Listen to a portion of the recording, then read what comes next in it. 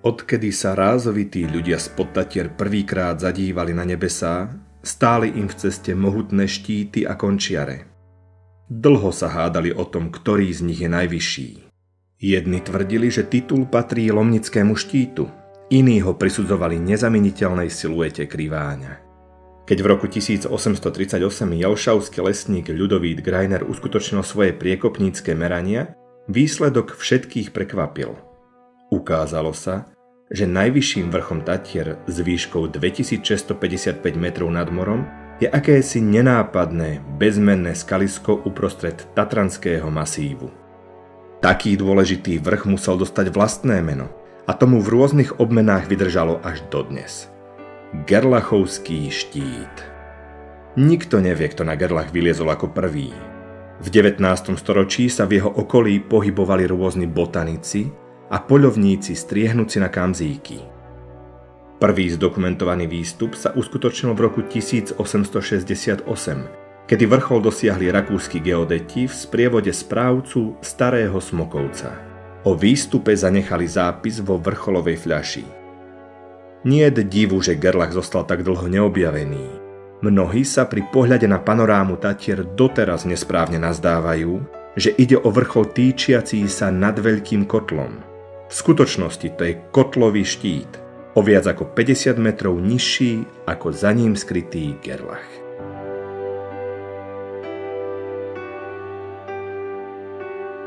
Milovníci hôr, ktorí sa chcú dostať na vrchol Gerlachovského štítu, vyrážajú zvyčajne z Tatranskej Polianky. Cesta vedie lesom popri valiacom sa Velickom potoku, hore Velickou dolinou, rozprestierajúcou sa medzi Gerlachom a vrchom Bradavica. Prvou zastávkou býva horský hotel na brehu Velického plesa, ktoré je samo o sebe pozoruhodným cieľom. Toto morénové jazero dlhé 350 metrov a hlboké miestami až 6 metrov leží v nadmorskej výške 1665,5 metra nad morom. Zásobuje ho Velický potok, efektne stekajúci 20 metrov vysokou kaskádou Velického vodopádu.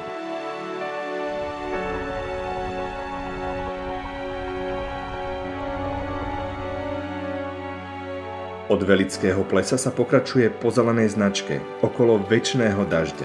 Kúsok za ním sa z chodníka oddeľuje cesta k Velickej próbe, ktorá je začiatkom najznámejšej výstupovej trasy na Gerlach. Od roku 1880 bola zabezpečená umelými pomôckami, skobami a kramľami. Táto trasa, prechádzajúca Velickou próbou a Gerlachovským kotlom, bola v minulosti dokonca značeným turistickým chodníkom, ale v druhej polovici minulého storočia sa rozhodlo, že by na vrchol nemali chodiť turisti bez horského vodcu, čo viedlo k zničeniu značenia, veľkej časti reťazí a kramlí. Vrchol sa tak stal orientačne ťažšie dostupným. Okrem klasickej výstupovej cesty Velickým žľabom, tzv. Normálky, vedie na vrchol aj niekoľko náročnejších trás. Patria medzi ne Martinovka a Tatarkova ferata, známa aj ako Gypsyho ferata. Tie začínajú hlbšie vo Velickej doline. Pre milovníkov snehu stojí za zmienku aj zimná výstupová trasa cez Batizovský žľab.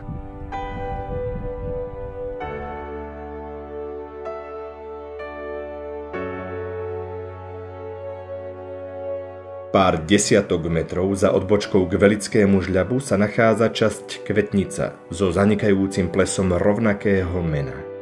Ako naznačuje samotný názov, dno doliny okolo plesa je posiate krásnymi kvetmi a trávami.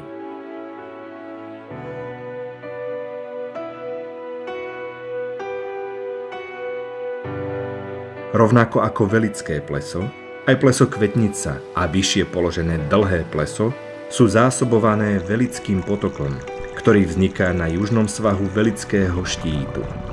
Dlhé pleso leží v kotlinke blízko ústia Krčmárovho žľabu, z ktorého doň padajú kamene a preto sa pomaly, ale isto zmenšuje. Našťastie, zmiznutia tohto orientačného bodu sa v blízkej dobe nemusíme obávať. Stále sa píši pôsobivou dĺžkou viac ako 185 metrov a šírkou 61 metrov. Za Dlhým plesom sa trasy odvážlivcov rozdeľujú. Vľavo začína Tatarkova ferata, ku ktorej sa dá dostať cez suťovisko veľkých kameňov. Začiatok Martinovky nájdeme až na samom konci doliny, pri Poľskom hrebení.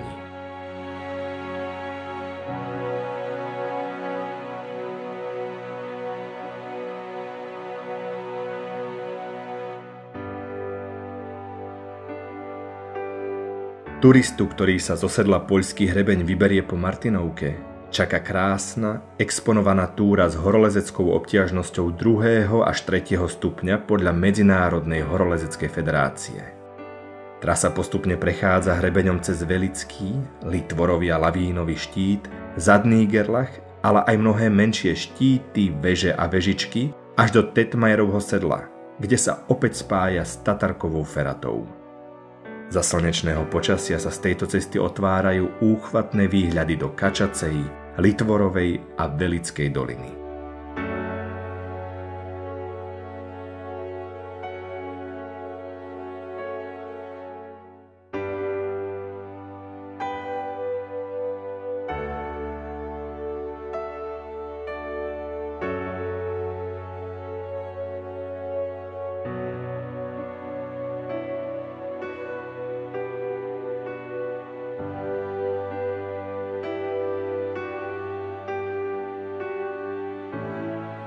Niektorých turistov na značenom chodníku kúsok za dlhým plesom zláka odbočka na Tatarkovú feratu, pomenovanú podľa horolezca Vlada Gypsyho Tatarku, ktorý tragicky zahynul pri lezení na Gánku v roku 2001. Oproti Martinovke je kratšia, hoci je označená rovnakým stupňom obťažnosti. Úvodné súťovisko rýchlo vystrieda komín, ktorý je v najstrmších častiach zaistený reťazami a kramľami. V ťažších úsekoch sa dá vždy dobre doisťovať. Po krátkom zaistenom úseku cesta pokračuje vľavo a prechádza do spádnice z Tetmajerovho sedla, ktorá je za sucha dobre schodná a privedie lesca na križovatku, kde sa spája s Martinovkou.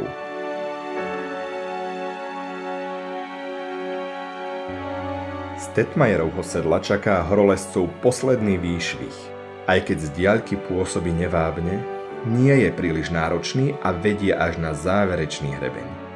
Tam sa začína jedna z najexponovanejších a psychicky najnáročnejších častí výstupu. Je potrebné doslova kameň po kameni preliezať mohutné balvany, ktoré obkolesuje stovky metrov hlboká prázdnota. Jedinou útechou zostáva, že vytúžený cieľ je už takmer na dosah ruky. Odmenou je neopakovateľná panoráma. Z výšky 2655 metrov je vidno naozaj ďaleko.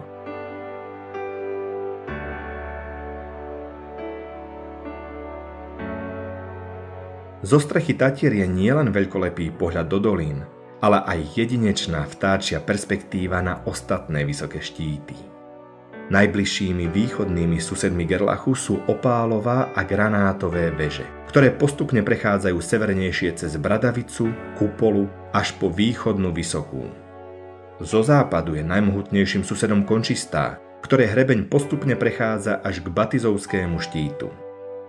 Niekde dole medzi nimi a Gerlachovským štítom sa nachádza malý vrchol nazývaný Kostolík.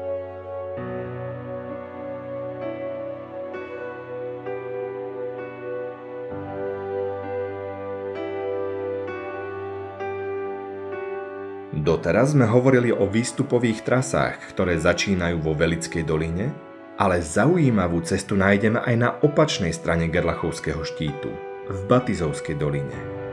Je to tzv. Batizovská próba. V lete je využívaná ako normálová zostupová trasa, ale v zime často slúži aj na výstup a ponúka lescovi úplne iný typ dobrodružstva a zážitku. Takýto zimný výstup sa zvyčajne začína vo Vyšných Hágoch a pokračuje lesom a kosodrevinou, ktorá je v zime zasypaná snehom. Niekde pod snehom môžeme tušiť aj 16 metrov vysoké Batizovské vodopády, viditeľné najmä v letnom období. Ešte vyššie na trase, vo výške 1884 metrov nad morom, môžeme obdivovať Batizovské pleso, kým v lete je toto jazero s rozlohou 3,5 hektára a hĺbkou 12 metrov obľúbenou zastávkou na Tatranskej magistrále, v zime ho pokrýva hrubá vrstva ľadu. Lezeckejšia časť výstupu, samotná Batizovská próba, sa začína kúsok nad Batizovským plesom a je zaistená reťazami a kramľami. Za próbou pokračuje žľab, ktorý je skôr vysokohorskou turistikou ako horolezeckým terénom. Na stupnici obťažnosti sa nachádza na rozmedzi 1. a 2. stupňa. Počas takmer celého výstupu nie je vidno cieľ trasy. Ten sa zjaví až na posledných metroch ako príjemné prekvapenie v polovici cesty.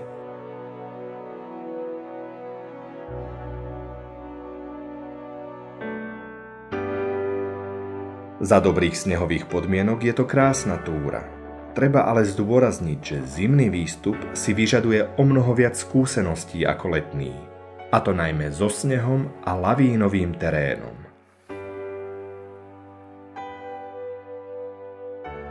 Popri všetkej radosti z dosiahnutia štítu ale netreba zabúdať, že výstup nikdy nekončí na vrchole. Za najľahšiu zostupovú trasu sa považuje cesta Batizovským žľabom. Tá ale od zrušenia chodníka nie je nijako značená. Aj preto sa stáva, že turisti zle odbočia ešte na vrchole. Dostanú sa do bludných žľabov padajúcich do dolín a keď svoju chybu odhalia, cesta späť na vrchol a ďalší pokus o zostup už sú často nad ich sily.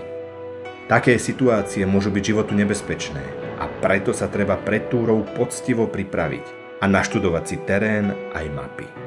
Turisti, ktorí sa lezeniu aktívne nevenujú, by sa o tieto túry nemali pokúšať bez sprievodu skúseného horolezca a bez kvalitného výstroja, vrátania lana.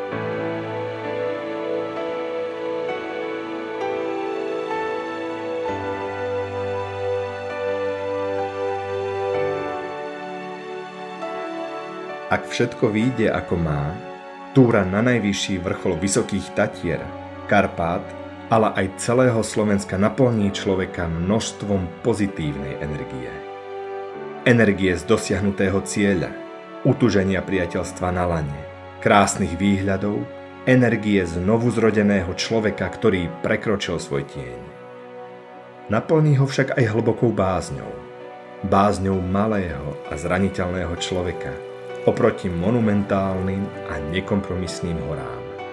Niet divu, že väčšina turistov ešte počas zostupu začína kuť plány, na akom ďalšom štíte si tento hlboký zážitok zopakuje.